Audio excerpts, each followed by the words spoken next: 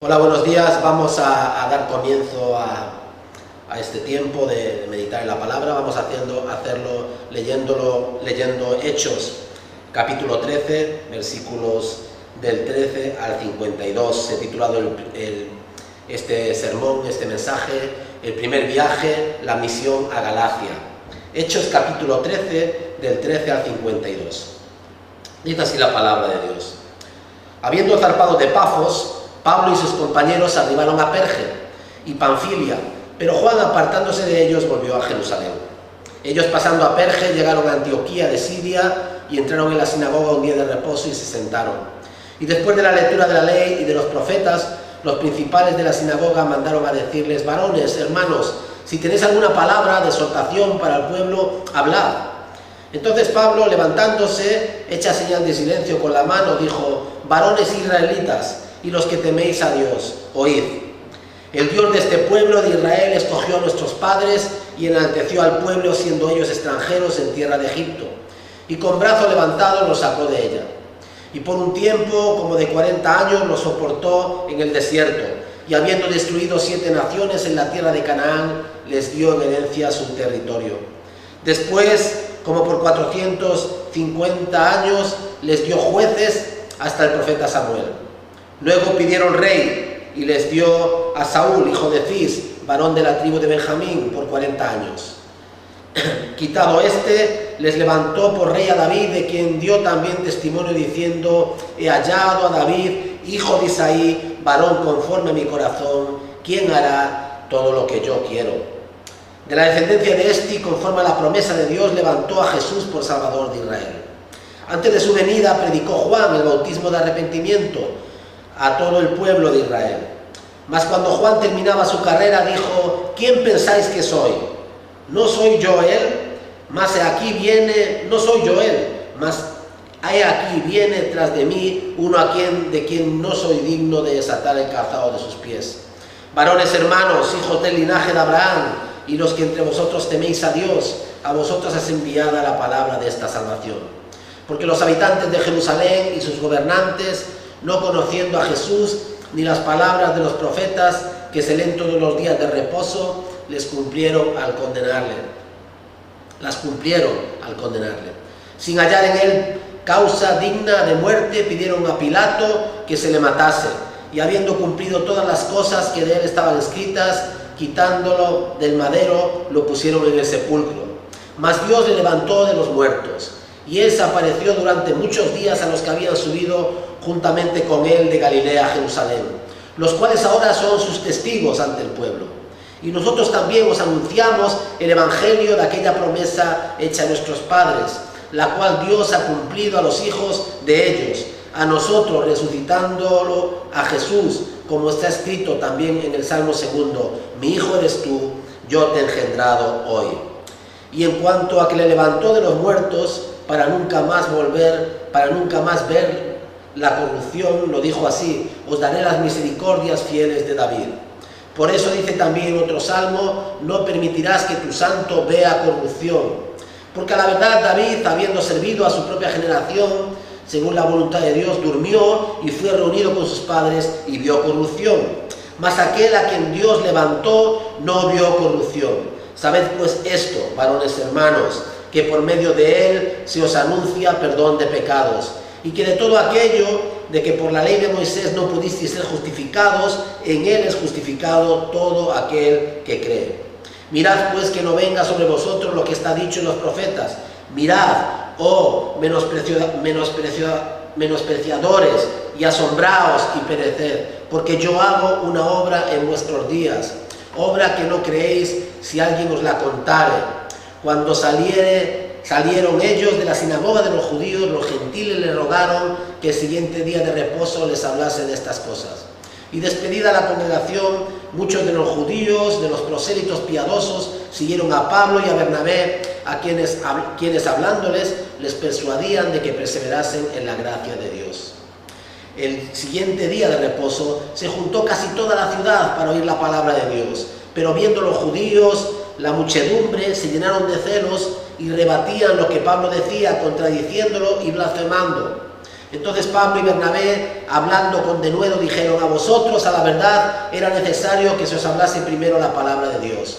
Mas puesto que la desecháis y no os juzgáis digno de la vida eterna, he aquí nos volvemos a los gentiles. Porque así nos ha mandado el Señor, diciendo: te he puesto luz para los gentiles, a fin de que seas para salvación hasta lo último de la tierra. Los gentiles, oyendo esto, se regocijaban y glorificaban la palabra del Señor, y creyeron todos los que estaban ordenados para la vida eterna. Y la palabra del Señor se difundía por toda aquella provincia. Pero los judíos instigaron a mujeres piadosas y distinguidas y a los principales de la ciudad, y levantaron persecución contra Pablo y Bernabé, y los expulsaron de sus límites. Ellos entonces sacudieron contra ellos el polvo de sus pies, llegaron a Iconio. Los discípulos estaban llenos de gozo y del Espíritu Santo. El primer viaje, la misión a Galacia, Hechos 13, versículos 13 al 52. El viaje se realizó probablemente entre los años 47 al 48 o del año 48 al 49 y duró poco menos de un año. En esta primera visita a la ciudad de Perge había un plan original de evangelizar Panfilia desde Perge, pero algo ocurrió que obligó a los apóstoles para que se trasladasen a la zona montañosa de Antioquía. De la carta del apóstol Pablo a los Gálatas, sabemos que su primera visita a Galacia fue algo así como el resultado de una enfermedad que padeció. Es decir, que hubo que cambiar los planes porque Pablo enfermó y por lo tanto el plan original, ¿verdad?, de evangelizar Panfilia desde Perge no funcionó y tuvieron que trasladarse a la zona esta montañosa de Galacia, Antioquía. En Gálatas 4 descubrimos este pasaje, en Gálatas capítulo 4 versículos 14, nos dice lo siguiente: vosotros sabéis que a causa de una enfermedad del cuerpo os anuncié el Evangelio al principio, y no despreciasteis ni me desechasteis por la prueba que tenía en mi cuerpo, antes bien me recibisteis como un ángel de Dios, como a Cristo Jesús. Por lo tanto, Dios usa en ese momento esa enfermedad del apóstol Pablo para redirigir los planes de Pablo y de Bernabé.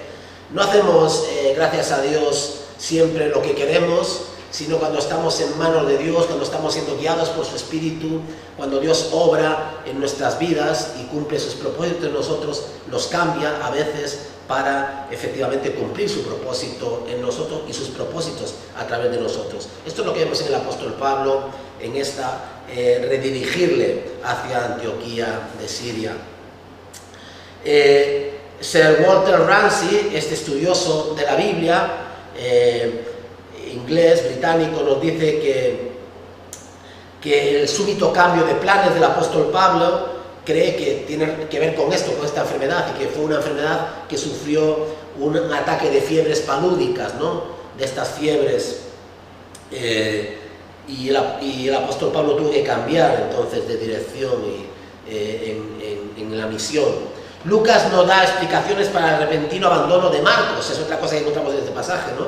Vemos que Marcos, el sobrino de Bernabé, Juan Marcos, les abandona, se aparta de ellos, versículo 13, capítulo 13. Juan, apartándose de ellos, volvió a Jerusalén. Cuando estaban listos ya para emprender este segundo viaje, Bernabé desea llevarse a Marcos nuevamente, pero Pablo se opone a la idea porque no le parecía llevar bien consigo aquel que se había apartado de ellos desde Panfilia y no había ido con ellos a la obra, ¿no? Esto lo vemos un poco más adelante, capítulo 15, versículos 37 al 38. Pablo dice: no, Juan Marcos con nosotros no, porque nos abandonó. Aquí encontramos el pasaje donde vemos este abandono. Hay muchas teorías sobre por qué abandonó Juan Marcos a Pablo y a Bernabé, ¿verdad?, en Perge. Hay también algo que se dice en este pasaje que es muy interesante. Es como una nueva estrategia, ¿no?, al final del pasaje, ¿no?, donde dice: nos volveremos a los gentiles, que quizá expresara en Pafos anteriormente y explicara más detalle ahora en Perge, y que este hecho de volverse a los gentiles no fuese bien recibido por Juan Marcos. Esto puede ser una de las causas por las cuales Juan Marcos se fue.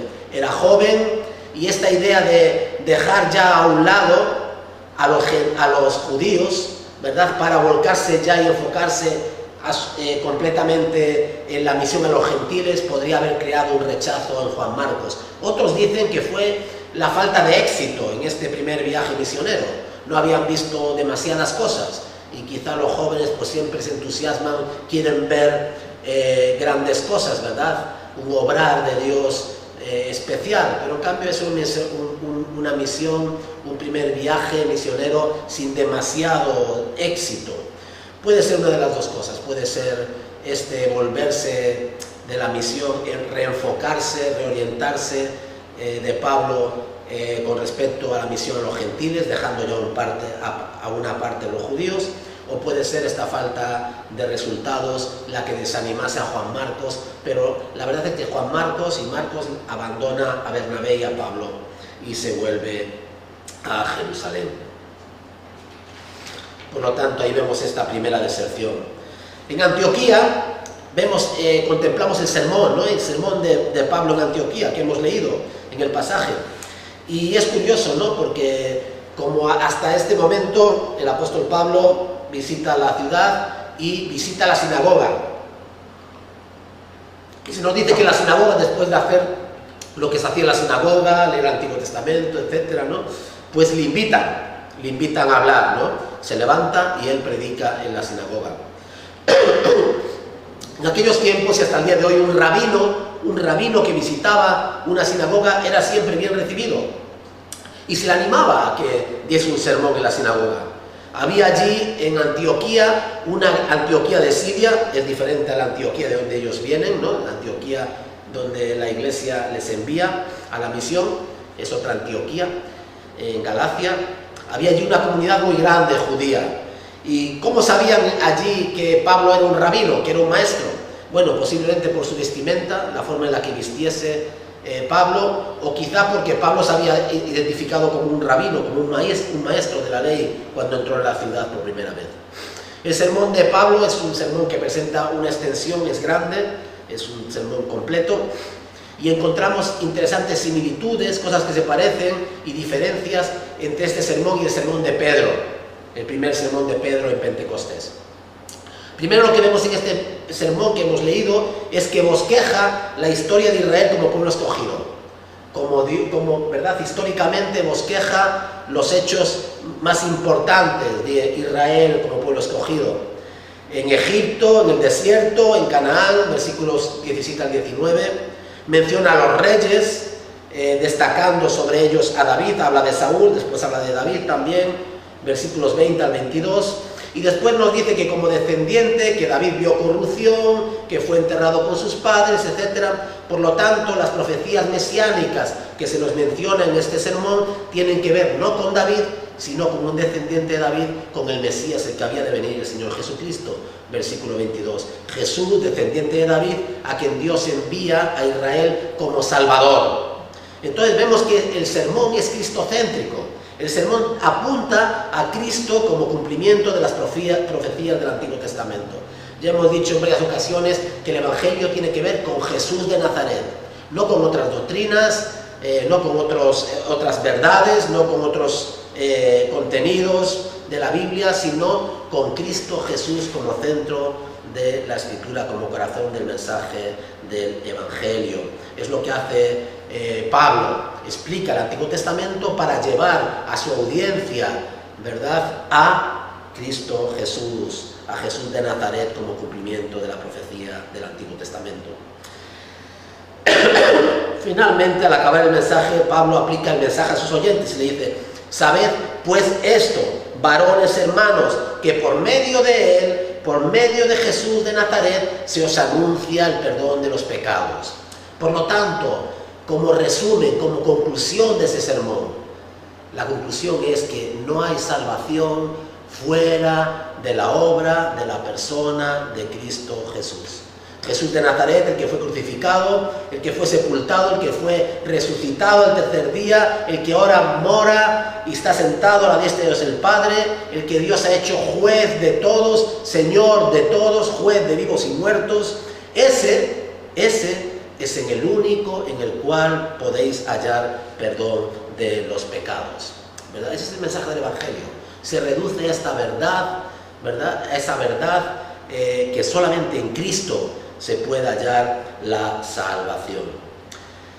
En comparación, Pedro, al acabar su sermón, dijo: sepa pues ciertísimamente, ¿verdad? El sermón de Pentecostés: sepa pues ciertísimamente toda la casa de Israel, que a este Jesús, a quien vosotros crucificasteis, Dios lo ha hecho Señor y Cristo.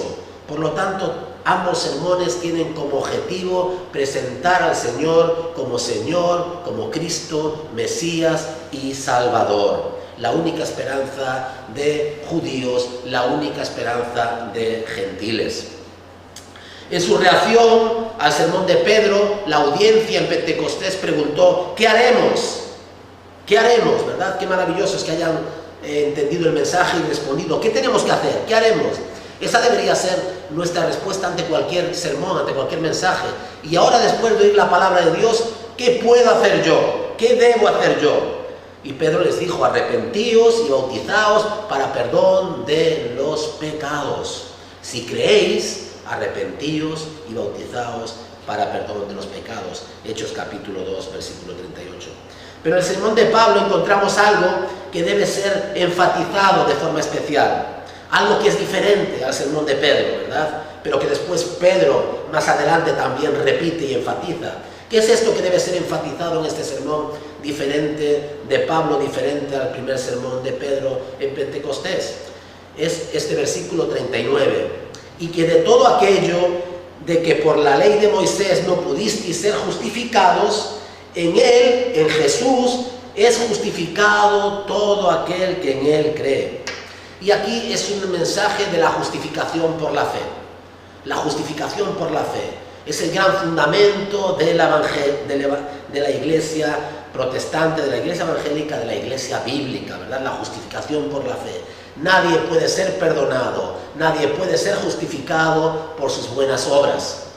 Da igual lo que hagas por el Señor, da igual lo que intentes hacer para impresionarle, nada, ninguna buena obra te puede justificar. La única obra que justifica es la obra perfecta, irrepetible, inigualable de Cristo en la cruz del Calvario. Somos justificados por la sola fe en solo Cristo, solamente Cristo, solo la fe en Él, ¿verdad? Todo aquel es justificado porque cree en Él. La ley no podía justificar al hombre, ¿verdad? La ley nos muestra que somos pecadores, que somos incapaces de cumplirla. Nunca llegamos a cumplir toda la ley. Y cuando dejamos de cumplir un punto, un mandamiento de la ley, nos hacemos a nosotros mismos culpables. Por lo tanto, la ley es el ayo, el tutor, el maestro que nos lleva ¿a dónde? A Cristo Jesús, aquel que puede cumplir y que cumplió la ley por nosotros, y aquel que nos transmite su justicia, ¿verdad? En el cual hallamos justificación por medio de la fe en Él. Aquí Pablo coloca el Evangelio en contraste con la ley. La ley no salva, condena, solamente Cristo salva, ¿verdad? La ley nos muestra la realidad del pecado en nuestras vidas y nos lleva y apunta a aquel que puede perdonar nuestros pecados porque ha cumplido con la ley perfectamente.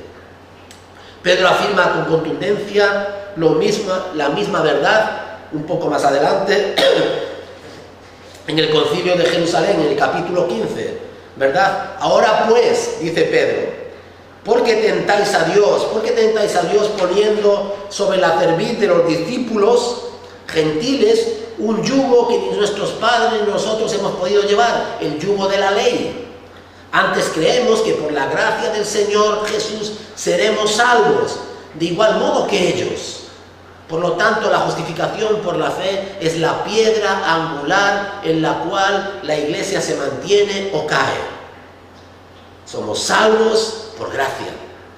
Somos justificados por medio de la fe. ¿La fe en quién? La fe en la obra, en la persona, en la vida impecable, en el sacrificio expiatorio y sustitutorio de Cristo Jesús en la cruz de Calvario, el Cordero de Dios que quita el pecado del mundo, el Cordero de Dios que quita el pecado de los suyos.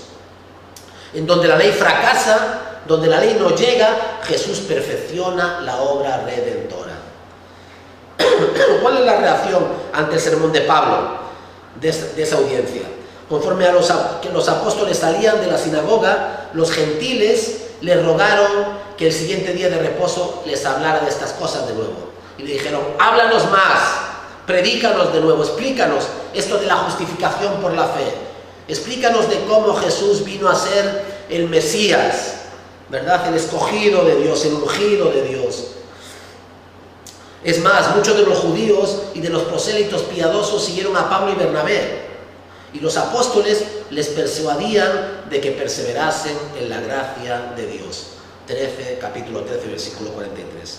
El sábado siguiente, el sábado, el día de guardar, de reposo siguiente, casi toda la ciudad se juntó para oír la palabra de Dios, ¿verdad? Casi toda la ciudad se juntó. Había gentiles presentes en la sinagoga el primer sábado. Lo sabemos porque por las palabras de Lucas, capítulo 13, versículo 16, cuando se refiere a la multitud que estaba allí en la sinagoga, a la gente, a la audiencia. Varones israelitas y los que teméis a Dios, oíd. Por una parte los judíos y por otra parte los prosélitos, aquellos que tenían interés, aquellos que estaban cerca de la fe del pueblo judío, de la fe del Antiguo Testamento. Aquí tenemos a judíos y a gentiles, prosélitos o no. La multitud que se reunió una semana después, la multitud que se reunió el sábado siguiente, era mucho mayor. Los otros gentiles que se añadieron el próximo sábado ya no eran prosélitos, probablemente ni tan siquiera temerosos de Dios, eran paganos.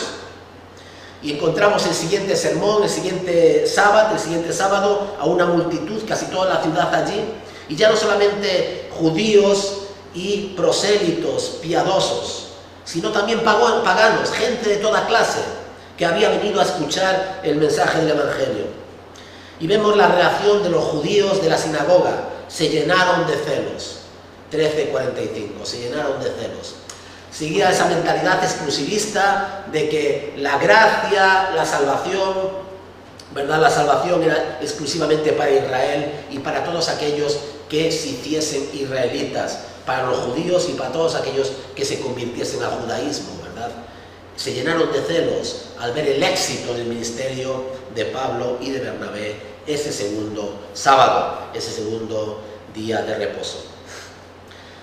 Esta expresión que Pablo usa al acabar este texto, nos volveremos a los gentiles, expresa la desilusión, la frustración de Pablo al no entender los judíos, ¿verdad?, la obra que Dios estaba haciendo ahora en medio de los gentiles. Pablo y Bernabé, hablando con denuedo, dijeron: a vosotros la verdad, a los judíos de la sinagoga, a vosotros la verdad era necesaria que se os hablase primero la palabra de Dios, mas puesto que la desecháis y no os juzgáis dignos de la vida eterna, nos volvemos a los gentiles. Capítulo 46. ¿Cuál era el propósito de Israel cuando Dios les escogió? Ser luz a las naciones. ¿Qué es lo que hizo Israel? Ser luz para ellos mismos. Y apenas así lo fueron, ¿verdad? Al contrario, ¿no? ¿Verdad? Sino que añadieron cantidad de tradiciones, cantidad de mandamientos humanos a la ley de Dios, confundiendo, cargando a las personas y al pueblo, ¿verdad? Pero el propósito original para Israel era ser luz a las naciones, era proclamar al Dios que se había revelado, al Dios de Abraham, al Dios de Isaac, al Dios de Jacob. En Isaías capítulo 49, versículo 6, que se cita en este capítulo 13, y en Hechos 13, 47, dice: te he puesto para luz de los gentiles. No es solamente algo profético con respecto a Pablo, sino que Israel debía haber sido luz para los gentiles y no lo fue, y seguía sin serlo, a fin de que sea salvación hasta lo último de la tierra. La salvación no es algo exclusivo de la persona que recibe ese beneficio, sino que todos los que recibimos el beneficio de la salvación, el propósito es que seamos luz para otros, que prediquemos el Evangelio, no que disfrutemos de las bendiciones del favor de Dios en nuestros hogares, en nuestras congregaciones y ahí se acabó, sino que la iglesia tiene como propósito, y cada creyente en la iglesia, ser luz para otros, predicar el Evangelio, ¿verdad? Empezando en tu casa, en tu trabajo, y algunos que son llamados a otras tierras y a otras culturas, ¿verdad? La iglesia, cada creyente tiene la responsabilidad de ser luz para otros, ¿verdad? Israel dejó de ser luz y Dios tuvo que llamar a los gentiles para avergonzarles, ¿verdad? Esta fue la razón básica de la elección del pueblo de Israel. La idea de pueblo elegido fue malinterpretada. Cuando Dios escoge a una persona es para usarle para su gloria, para que predique su evangelio, para usarle en su obra, ¿verdad? La elección no era un fin en sí mismo, sino un medio para un fin. Cuando alguien es escogido para que sea una herramienta útil, que glorifique a Dios y que predique su mensaje y predique su evangelio. Los judíos fueron elegidos por Dios para que el conocimiento de Dios pudiera ser difundido por toda la tierra. Recibieron la luz que debieron dar a los gentiles. Fueron la viña escogida destinada a producir uvas. Igual la iglesia y las iglesias, igual tú y yo, hemos sido escogidos para un fin, para que anunciemos las virtudes de aquel que nos llamó de las tinieblas a su luz admirable. Si no anunciamos, si no predicamos, estamos fallando a ese llamado de Dios, ¿verdad? Tenemos que compartir la luz que tenemos con otros que viven todavía en tinieblas. Durante el resto de su historia terrenal, Pablo predicaría a los judíos primero, ¿verdad? Porque tenía esa carga en su corazón. Esto lo hacía Pablo porque amaba a sus compatriotas, hubiera renunciado a su propia esperanza de eternidad, a su propia salvación, de haberlos podido salvar a ellos. Creía de todo corazón que Dios no había acabado con ellos, con el pueblo, con su pueblo. Si su rechazo había sido el medio para atraer a los gentiles, ¿cuánto más significaría al final la restauración de su pueblo, de Israel, para el mundo? ¿Verdad? Pero entre tanto que él predicaba a los suyos y los suyos rechazaban constantemente, predicaba a los gentiles y los gentiles sí aceptaban el evangelio y el evangelio corría y crecía en medio de los gentiles. Entre tanto había un mundo perdido que salvar, había un Salvador que proclamar. Y como Pablo no puede contar con Israel, con el Israel terrenal, para que intermedie, para que ayude, proclame en su predicación, él debe ir directamente a los gentiles a predicar el evangelio. Y es lo que Pablo hace. Pablo se lanza a partir de ahora a predicar el evangelio a los gentiles. Ya en ciudades donde no había sinagogas, en ciudades donde no había ya comunidades judías, Pablo se lanza a predicar el evangelio. Los resultados de esta predicación, de este primer viaje a Galacia. El evangelio llega a los gentiles y, para sorpresa de ellos, no tenían que hacerse judíos. Hasta ahora un prosélito tenía que hacerse judío, tenía que circuncidarse, tenía que integrarse, no solamente en la fe, sino en el pueblo, hacerse judío, ¿verdad? Pero ahora no. Ahora uno podía ser creyente, participar de las promesas de Abraham, el padre de la fe, y mantener su identidad no judía, ¿verdad? Dios había derribado esa barrera. Todos los pueblos podían participar de esta misma fe. Era el propósito desde el principio de ser luz a las naciones de la tierra. Creyeron todos los que estaban ordenados para vida eterna. Es curioso esta frase, ¿no? Todos los que estaban ordenados, todos los que Dios tenía en mente antes de la fundación del mundo, todos los que Dios había preparado su corazón, todos aquellos de entre los gentiles, en Perge, en Antioquía, ¿verdad? En estas ciudades de Galacia que Dios había ya amado antes de la fundación del mundo. Todos los que estaban ordenados para vida eterna. Por eso, cuando predicamos el evangelio, lo hacemos con ánimo. Lo hacemos no confiando en nuestros propios recursos, no confiando en nuestra propia oratoria, no confiando en nuestros propios dones, sino en el poder de la palabra de Dios, sabiendo que aquellos que han sido preordenados, ordenados para vida eterna, recibirán el evangelio y creerán. La palabra del Señor se difundía por toda la provincia, versículo 49, y este fue el comienzo de las iglesias de Galacia, que daría tanto alegría a Pablo y tanto pesar. ¿Cuántos problemas tendría después Pablo con los Gálatas diciendo: ¿cómo os habéis apartado del evangelio? ¿Cómo habéis seguido a los judaizantes? ¿Cómo habéis añadido a la gracia las obras y la ley? ¿Verdad? Ha sido un gozo para Pablo, pero sería también para Pablo un dolor en su corazón estas iglesias.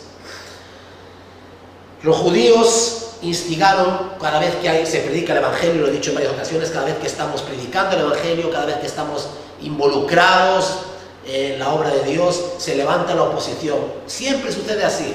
Se predica el Evangelio, unos creen, el enemigo levanta oposición y ya encontramos problemas. Siempre es así, siempre sucede lo mismo. Y los judíos de la sinagoga instigaron a las mujeres piadosas y distinguidas con posición social, a unas damas temerosas de Dios cerca de la sinagoga y a los principales de la ciudad, a las autoridades. Y como resultado de estas gestiones sobrevino una persecución que arrojó a Pablo y a Bernabé fuera de la jurisdicción de esta ciudad. Los apóstoles, al estilo bíblico, sacudieron el polvo de sus pies y se fueron a otra ciudad, a Iconio, pero dejaron a los recién convertidos llenos del Espíritu Santo. Maravilloso, ¿verdad? Hay oposición. Uno predica el Evangelio, hay resultados, ¿verdad? La gente cree, pero el enemigo, que no pierde el tiempo, levanta oposición y se levanta la persecución contra la iglesia, y la iglesia tiene que moverse a otro lugar, los misioneros tienen que moverse a otro lugar. ¿Qué encontramos aquí diferente? ¿Qué hay de diferente en este primer viaje y los viajes que vienen después? Que a partir de aquí Pablo enfocará toda la misión, toda la predicación en los gentiles. Tendrá que reprender a Pedro abiertamente por no comer con los gentiles cuando vienen los judíos cristianos de Jerusalén. Escribirá cartas, relatará sus pasos y sostendrá una guerra sin cuartel contra aquellos que ven a los gentiles como ciudadanos de segunda, ¿verdad? Los judíos, los gentiles. Será calumniado, será perseguido, será torturado y dejado por muerto, pero él defenderá la posición, su posición teológica contra viento y marea. Hay un solo Señor, hay una sola fe y hay una sola iglesia. Dios ha derribado el muro de separación entre judíos y gentiles. ¿Habremos aprendido esto aún en el día de hoy?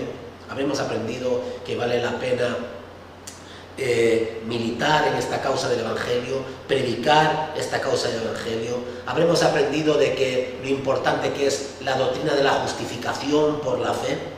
¿Habremos aprendido de que ya no hay diferencia entre pueblos? El Evangelio es para toda raza, para toda tribu, para toda lengua, para toda nación. ¿Habremos aprendido que vale la pena sufrir por el Evangelio? ¿Habremos aprendido que cuando predicamos el Evangelio hay personas ya preparadas desde antes de la fundación del mundo para recibir el Evangelio, para arrepentirse, para creer y para ser añadidas a la iglesia? Habremos creído y estaremos creyendo que el Evangelio es poder de Dios para salvación, primeramente al judío, pero también al gentil, ¿verdad? Y que la mano de Dios no se ha cortado para salvar, que hoy es un día también de salvación. Quiera el Señor que estos viajes del apóstol Pablo, esta misión del apóstol Pablo, de Bernabé y de otros apóstoles, nos animen a nosotros también a ver nuestra vida como una misión, ¿verdad? Con la misión de ser luz a otros, de predicar el Evangelio. Que el Señor nos ayude a predicar el Evangelio, empezando en nuestros hogares, en nuestros trabajos, en nuestro pueblo, allí donde Dios nos llame, porque el Señor tiene pueblo todavía en esta ciudad. Dios todavía tiene pueblo al que busca, llama y salva con el poder de su Evangelio. A Él sea la gloria en su iglesia por los siglos de los siglos. Amén. Que el amor de Dios el Padre, que la gracia del Señor Jesucristo y todo el consuelo de su Santo Espíritu sea con todos nosotros. Amén.